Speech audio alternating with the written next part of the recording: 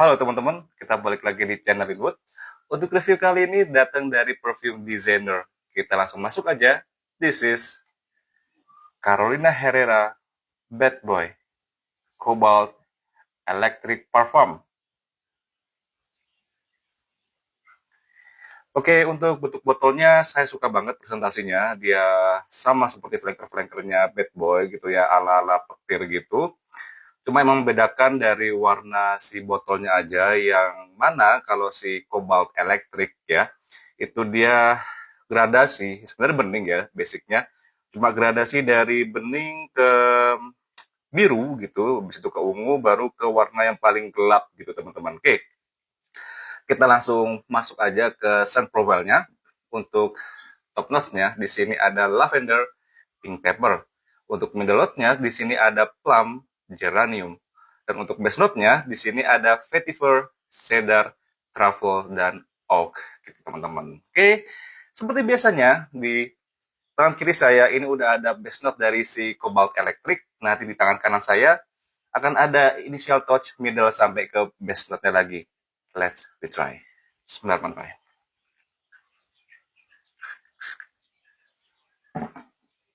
Sprayernya dia panjang dan nyebar gitu ya. Oke teman-teman, begitu di opening, kesan yang dihadirkan adalah wangi seperti sabun atau soapy, dan kesan clean dan fresh spicy gitu teman-teman. Nah, aromatic di sini dia datang dari si lavender, dan fresh spicy-nya dia datang dari si pink pepper-nya. Dan wanginya di sini mengingatkan saya dengan dua perfume gitu di openingnya ya, yaitu dari si Dior Sauvage EDP ya, di antara dua itu, dan YSL Y EDP gitu. Semuanya dua-duanya itu ada memainkan peran gitu teman-teman, sekitar 30% lah di openingnya. Dan di sini dia disusul oleh wangi fruity yang dihasilkan dari si buah plumnya tersebut. Dan buah plumnya di sini memberikan kesan yang kecut, sweet in the same time gitu ya. Dan geraniumnya di sini memberikan kesan yang lumayan watery. Begitu sampai ke base note-nya ya, ini menjadi something yang lebih woody, something yang sedikit lebih earthy gitu ya, yang dihasilkan oleh si cedarwood dan si oak wood-nya itu teman-teman. Vetivernya di sini nggak terlalu dominan, memang ada kesan earthy-nya, tapi saya yakin ini bukan vetiver banget. Justru saya duga ya, ini dari si truffle-nya itu teman-teman. Saya nggak tahu ya sebenarnya scent truffle itu kayak gimana ya. Makan pun saya juga belum pernah nyoba gitu ya, kecuali yang ada di Citato rasa truffle yang edisi terbatas itu.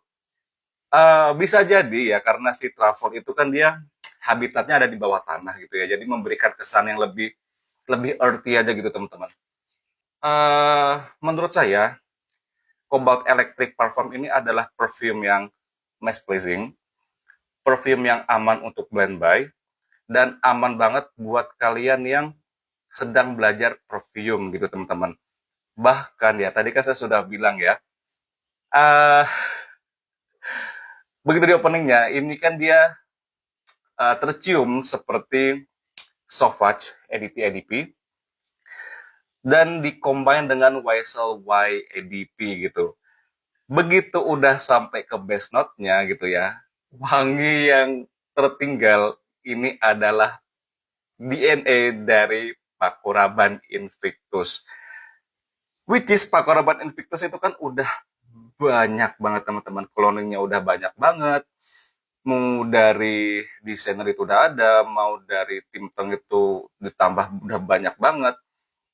Lokal apalagi gitu ya, kalian bisa jangkau di harga 150.000 tuh udah dapat banget, apalagi yang Mykonos California Blue itu kan sekitar 150 ya. Itu uangnya seperti ini itu bisa kalian temukan di mana aja gitu, which is ini adalah perfume yang bukan perfume yang unik, bukan perfume yang baru juga, Jadi menurut saya, kalau kalian punya dana gitu ya, budget yang setara dengan harganya si Cobalt elektrik gitu. Eh Kalau saya bilang sih agak sedikit mubazir gitu teman-teman. Karena wangi seperti ini yang udah saya bilang, ini adalah wangi yang gampang banget ditemuin.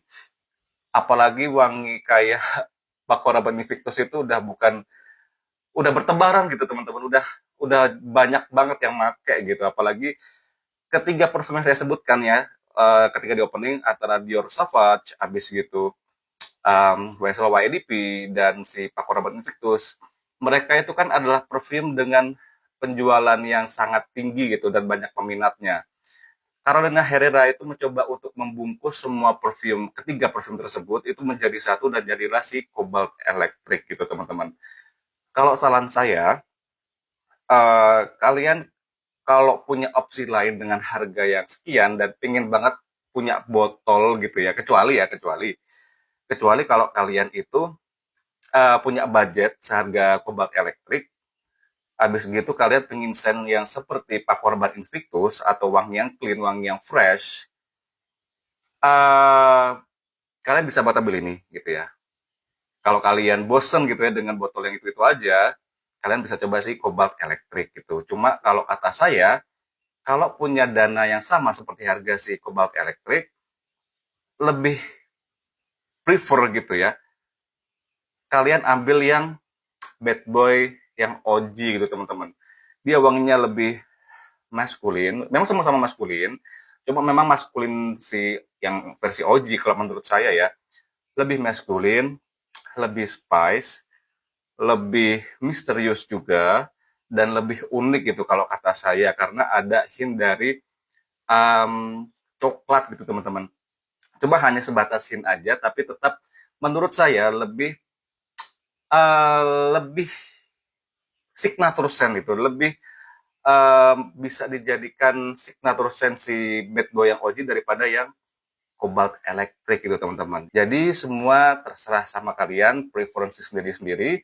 Kalau kalian pengen beli perfume yang arahnya itu safe gitu ya, habis gitu mass placing, habis gitu bisa dipakai kapan aja, versatile gitu ya, karena versatile-nya ketika di opening itu kalian bisa mendapatkan efek dari fresh gitu ya, dari openingnya yang bisa dipakai siang-siang, dan ketika malam hari itu kalian bisa dapat dari sisi woody dan earthy-nya gitu teman-teman. Tapi kalau kalian ada budget yang sama, saya sarankan lebih cari ke perfume yang lain, dan ini kalau kata saya dijadikan signature scent, kalian harus pikir dua kali sih gitu. Oke, um, untuk bahasan dari Cobalt Electric Parfum cukup sekian aja. Thank you very much. See you later.